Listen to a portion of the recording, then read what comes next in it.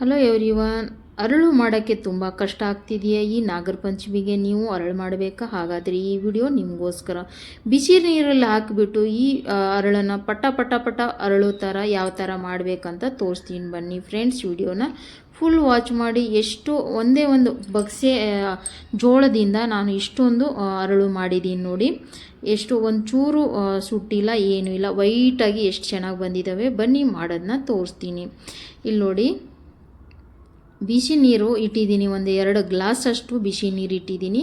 ನಾನು ಚಿಕ್ಕ ಕಪ್ಪಿಂದ 2 ಕಪ್ ಹಾಕ್ಕೊಂಡಿದ್ದೀನಿ. ದೊಡ್ಡ ಕಪ್ ತೊಗೊಂಡ್ರೆ 1 ಕಪ್ ಆಗುತ್ತೆ ಜೋಳ. ಆಮೇಲೆ ಕೈಯಿಂದ ಅಳತೆ ಮಾಡಿದ್ರೆ 1 ಬಕ್ಸೆ ಇದೆ ಈ ಜೋಳ.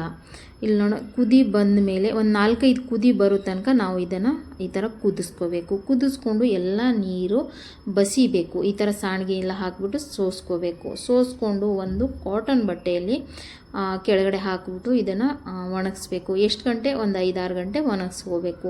ಬೆಳಗ್ಗೆ ಹಾಕಿ ನೀವು ಸಂಜೆ ಮಾಡ್ಬೋದು, ಇಲ್ಲ ರಾತ್ರಿ ಒಣಗಿಸಿ ಬೆಳಗ್ಗೆ ಮಾಡ್ಕೋಬಹುದು. ಇದನ್ನು ಬಿಸಿಲಲ್ಲಿ ಹಾಕಬಾರ್ದು. ಹಿಂಗೆ ಒಳಗಡೆ ಮನೆಯಲ್ಲೇ ನಾವು ಹಿಂಗೆ ಬಿಟ್ಬಿಡಬೇಕು, ಏನು ಮಾಡೋಕ್ಕೆ ಹೋಗಬಾರ್ದು. ಅದು 4-5 ಗಂಟೆ ಆದಮೇಲೆ ಒಣಗೋಗಿರುತ್ತೆ. ಜಾಸ್ತಿ ಏನು ಇದು ಇರಲ್ಲ, ಗಟ್ಟಿನೇ ಇರುತ್ತೆ ಜೋಳ ಇದು. ಈ ಥರ ಒಣಗಿಸ್ಕೊಂಡು ನಾನು ಬೆಳಗ್ಗೆ ಒಂದು 10 ಗಂಟೆಗೆ ಹಾಕಿದೆ, ಸಂಜೆ ತಕ್ಕೊಂಡಿದ್ದೀನಿ ನೋಡಿ. ಈಗ ಒಣಗಿದೆ ನಮ್ಮ ಜೋಳ. ಬನ್ನಿ ಇದನ್ನು ಅರಳು ಯಾವ ಥರ ಮಾಡಬೇಕಂತ ತೋರಿಸ್ತೀನಿ. ಇಲ್ಲಿ ತನಕ ನೋಡಿದ್ದೀರಾ ಅಂದರೆ ನನ್ನ ವಿಡಿಯೋ ಇಷ್ಟ ಆಗಿದರೆ ನಿಮಗೆ ಪ್ಲೀಸ್ ಒಂದು ಲೈಕ್ ಮಾಡಿ, ಕಮೆಂಟ್ ಮಾಡಿ, ಶೇರ್ ಮಾಡಿ, ಚಾನಲ್ನ ಸಬ್ಸ್ಕ್ರೈಬ್ ಮಾಡ್ಕೊಳ್ಳಿ, ಪೇಜ್ನ ಫಾಲೋ ಮಾಡ್ಕೊಳ್ಳಿ. ಇಲ್ಲಿ ನೋಡಿ, ನಾನು ಒಂದು ಕಬ್ಬಿಣದ ಬಾಣಲೆನ ತೊಗೊಂಡಿದ್ದೀನಿ. ಕಡಂಗಿ ಅಂತೀವಿ, ಇಲ್ಲ ಪ್ಯಾನ್ ಅಂತೀವಿ. ಇದನ್ನು ಇಟ್ಕೊಂಡು ಬಿಸಿ ಆದಮೇಲೆ ನಾನು ಇದರಲ್ಲಿ 1 ಮೂಟಿಗೆ ಜೋಳ ಹಾಕ್ಕೊಂಡಿದ್ದೀನಿ ನೋಡಿ. ಹಾಕ್ಕೊಂಡು ಬಟ್ಟೆಯಿಂದ ಈ ಥರ ಬಿಸಿ ಮಾಡಬೇಕು. ಹಾಕ್ಬಿಟ್ಟು ಈಗ ಚಟ್ಟಪಟ ಒಂದು 2 ಅರಳು ಬಂದ ಮೇಲೆ ಇದನ್ನು ಮುಚ್ಚಿಬಿಡಬೇಕು. ಮುಚ್ಚಿ ಇದನ್ನು ಈ ಥರ ತಿರ್ಗಿಸ್ಕೋಬೇಕು. ತಿರ್ಗ್ಸೋಕೆ ಬೇಡ ಅಂದರೆ ಹಂಗೆ ಮುಚ್ಚಿದ್ರು ಅರಳು ಎಷ್ಟು ಚೆನ್ನಾಗಿ ಅರಳ್ಕೊಂಬರ್ತವೆ ನೋಡಿ.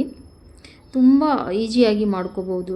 ಮಾಮೂಲಿ ಜೋಳ ನಾವು ಅದೇ ರೊಟ್ಟಿ ಮಾಡಿ ತಿಂತೀವಲ್ಲ, ಆ ಜೋಳದಿಂದ ಈ ಅರಳು ರೆಡಿ ಆಗಿಬಿಡುತ್ತೆ.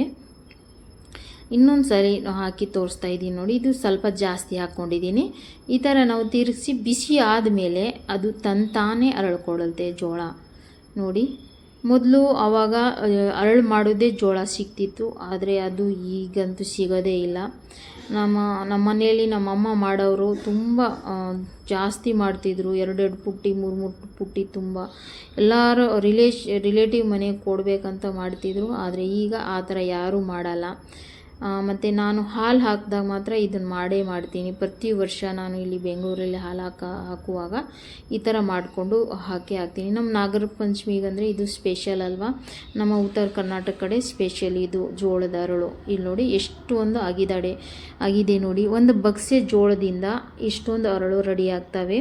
ನೀವು ಒಂದು ಸರಿ ಟ್ರೈ ಮಾಡಿ, ಯಾವ ಥರ ಆಗಿತ್ತು ಅಂತ ಕಮೆಂಟಲ್ಲಿ ತಿಳಿಸಿ. ನೆಕ್ಸ್ಟ್ ವಿಡಿಯೋದಲ್ಲಿ ಸಿಗೋಣ. ಅಲ್ಲಿವರೆಗೂ ಬಾಯ್ ಆ್ಯಂಡ್ ಟೇಕ್ ಕೇರ್.